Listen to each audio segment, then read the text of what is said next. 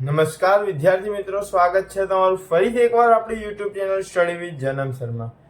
વિદ્યાર્થીઓ, આપણે છેલ્લા વિડીયોની અંદર દાખલા નંબર 6 સ્વાધ્યાય 7.1 એનો દાખલા નંબર 6 એનો બીજો અને ત્રીજો દાખલો જોયો હતો.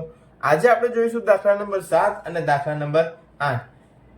દાખલા નંબર 7 અને 8 એકદમ સરળ છે વિદ્યાર્થીઓ, એકદમ ધ્યાનથી ગણશો તો તમને આવડી જ જશે. એક વખત શાંતિથી વિડીયો પણ જોજો તો જલ્દી તમને ખબર પડી જશે. શરૂઆત કરીએ છીએ આપણે રકમથી દાખલા નંબર 7 ની. ચલો, દાખલા નંબર 7 ની રકમની અંદર આપણને એવું કીધું કે જે 2 અને -5 અને -2 9 થી સમાન અંતરે હોય તેવું x અક્ષ પરનું બિંદુ શોધો. ચલો, તો આપણને અહીંયા બે બિંદુના યામ આપી દીધા છે, આપણે એને AB કહી દઈએ. કેમ? તો કે અહીંયા આગળ ચોપડીમાં નામ આપ્યા નથી. ચલો, પહેલું બિંદુના યામ આપ્યા છે 2 અને -5 અને બીજા બિંદુના યામ આપ્યા છે -2 અને 9. હવે અહીંયા આપણને શું કીધું છે કે આ બે બિંદુઓ થી સમાન અંતરે આવેલું હોય તેવું એક બિંદુ. ચલો, તો આપણે પહેલા અહીંયા એક આકૃતિ દોરીએ રફ. ચલો, આ છે આપણું A અને આ છે આપણું B. આ બંનેથી સમાન અંતરે એટલે કે વચ્ચે એક બિંદુ આવેલું છે M, એના આપણને યામ શોધવાના છે. એમાં પણ આપણને શું કીધું છે? x અક્ષ પરનું બિંદુ શોધો. તો x અક્ષ શોધવાનો છે, આપણે y શોધવાનો નથી. જો આવું કીધું હોય, y શોધવાનું ના કીધું હોય તો y આપણો કેવો હોય? 0 હોય. y કેવો હોય? 0. તો આપણો x શું હશે? તો x આપણે શું કરવાનો છે? શોધવાનો છે. શું કરવાનો છે? શોધવાનો. તો આપણે અહીંયા લખી દઈએ x શોધવાનો. બરાબર. તો અહીંયા આપણી જોડે બે વસ્તુ થઈ. કઈ? તો am અને bm બંને.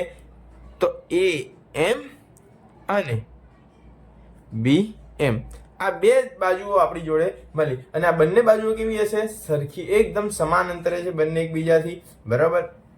બંનેનું અંતર સરખું છે. અંતર સરખું એટલે કે શું? તો આપણે અહીંયા અંતર સૂત્ર વાપરવાનું. બંનેનું સરખું એટલે કે બંનેને સરખાવાના.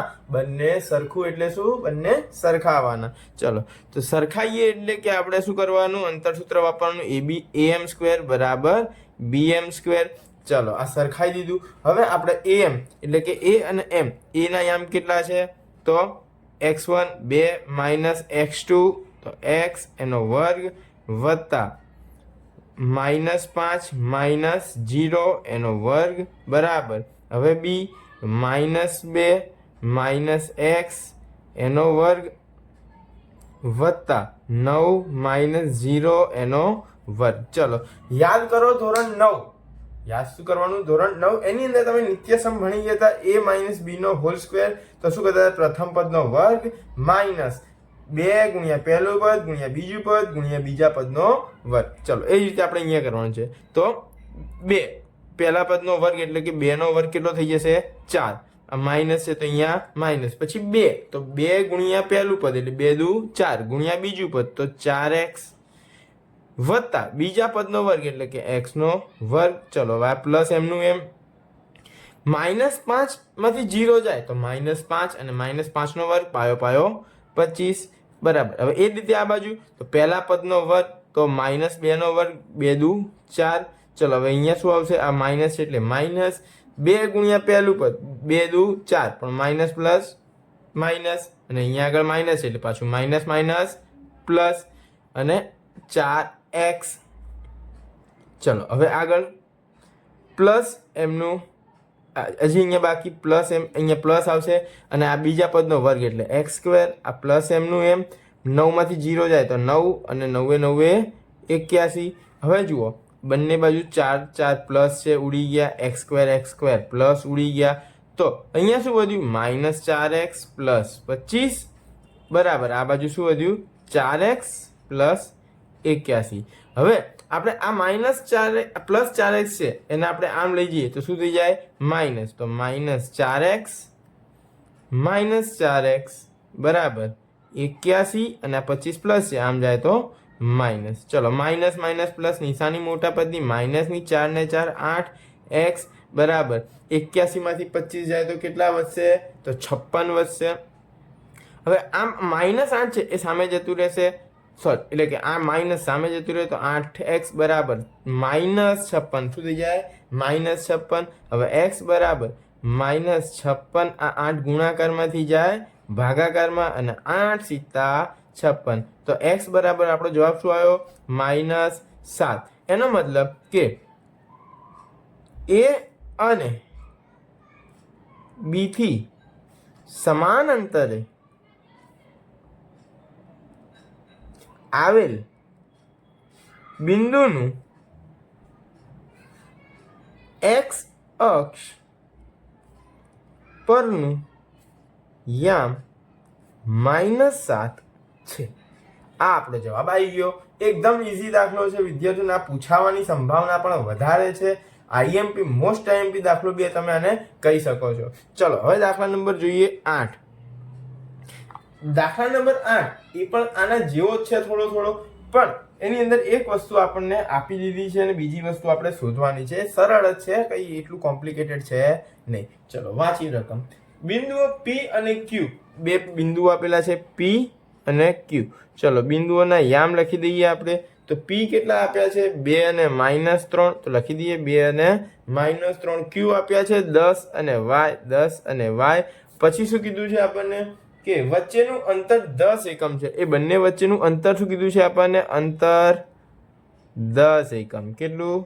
10 એકમ. ચલો આપણે એક નાનકડી આકૃતિ બી દોરી દઈએ એટલે આપણને ખબર પડે.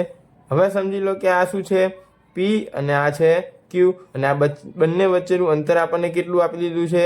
10 એકમ. યાદ કરો કે આપણે શોધતા હતા ત્યારે આવું આપણે કોઈ બી અંતર શોધતા હતા, બરાબર? ત્યારે જે લખતા હતા એ જ કરવાનું છે. ખાલી અહીંયા અંતર આપી દીધું. આપણે અંતર શોધતા હતા, અહીંયા અંતર આપેલું છે. કોઈ એકનો યામ નથી આપ્યો. શું કર્યો? યામ નથી આપ્યો. યામ ગાયબ છે. તો આપણે યામ મળી જશે. ચલો શોધી નાખીએ. તો શું કરતા હતા? PQ નો વર્ગ બરાબર પહેલા પદનો એટલે કે x1 - x2 નો વર્ગ વત્તા y1 - y2 નો વર્ગ. ચલો PQ એટલે એનું અંતર કેટલું? 10, એનો સ્ક્વેર બરાબર x1 2 - 10 નો વર્ગ વત્તા -3 - y નો વર્ગ. ચલો 10 દાન 100 બરાબર 2 માંથી 10 જાય તો -8 અને -8 નો વર્ગ 64. હવે અહીંયા પ્લસ. ચલો ફરીથી આપણે આગળ કર્યું એવી રીતે અહીંયા આગળ કર્યું હતું, જે રીતે આપણે એનું વિસ્તરણ કર્યું હતું. તો પહેલા પદનો વર્ગ એટલે -3 નો વર્ગ કેટલો થઈ જશે? 3 તરી 9.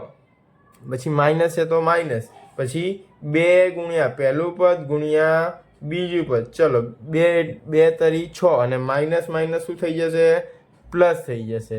તો 6 અને બીજું પદ એટલે y પ્લસ y નો વર્ગ. ચલો 64 ને 9 કેટલા થઈ જાય? આ 100 અહીંયા એમના એમ રહેવા દઈએ. 64 ને 9 થઈ જાય 73 પ્લસ 6y વત્તા y². ચલો 100 ને આમ લાવીશું તો માઇનસ થઈ જશે. તો y ની 2 ઘાત આ બાજુ એમના એમ, 6y એમના એમ પ્લસ 73 એમના એમ. 100 આમ આવ્યા તો માઇનસ થઈ ગયા બરાબર 0. y² એમના એમ પ્લસ 6y એમના એમ પ્લસ માઇનસ નિશાની મોટા પદની. 100 માંથી 73 જાય તો કેટલા વધશે? 27 બરાબર 0. યાદ કરો ચેપ્ટર નંબર 2. કયું ચેપ્ટર? Chapter number 2. તો 27 ના એવા બે ભાગ પાડો કે બાદબાકી કરીને આપણને જવાબ શું મળે? 6 મળે. શું મળે? 6. તો 9 તરી 27. અહીંયા આગળ કઈ નિશાની? માઇનસની. એટલે બંને નિશાનીઓ કેવી આવશે? અલગ અલગ. પછી આગળની જોવાની. અહીંયા કઈ નિશાની છે? પ્લસ. તો એ મોટા પદ આગળ અને એને જે બીજી વધી બીજા પદ આગળ. અને મેં એ વખતે પણ સમજાવ્યું હતું કે એક શોર્ટ ટ્રીક છે. ક્યારે? કે જ્યારે y ની આગળ એટલે કે y² ની આગળ કોઈ પણ સહગુણક ના હોય ત્યારે આ ટ્રીક આપણે વાપરી શકીએ. તો y પ્લસ 9 અને બીજું શું બની જશે આપણું? y -3 બરાબર 0. તો y પ્લસ 9 બરાબર 0 અને y -3 બરાબર 0. ચલો હવે આપણે શું કરીશું? તો y બરાબર પ્લસ 9 સામે ગયા તો -9 અને y બરાબર -3 સામે ગયા તો +3. આપણા y ના બે જવાબ મળી ગયા. તો આ જ આપણો થઈ ગયો કે y ની બે શક્ય કિંમતો છે. અહીં y ની શક્ય બે કિંમતો છે જે -9 અને 3 છે. બસ આ દાખલો આપણો અહીંયા પૂરો થઈ ગયો. વિદ્યાર્થીઓ એકદમ ઇઝી દાખલા છે. આના જેવું જ એક ઉદાહરણ છે, ઉદાહરણ નંબર 5. પ્રયત્ન તમે કરજો. નહીં આવડે તો ના આવડે તો કોમેન્ટ કરો. આપણે પણ એ દાખલાનો વિડીયો અપલોડ કરીશું. આઈ હોપ વિદ્યાર્થીઓ તમને આ દાખલાની અંદર સમજણ પડી હશે. જો વિદ્યાર્થી દાખલાની અંદર સમજણ પડી હોય તો વિડીયોને લાઈક કરો, તમારા અન્ય વિદ્યાર્થી મિત્રો સાથે શેર કરો અને ચેનલને સબસ્ક્રાઇબ કરવાનું ભૂલશો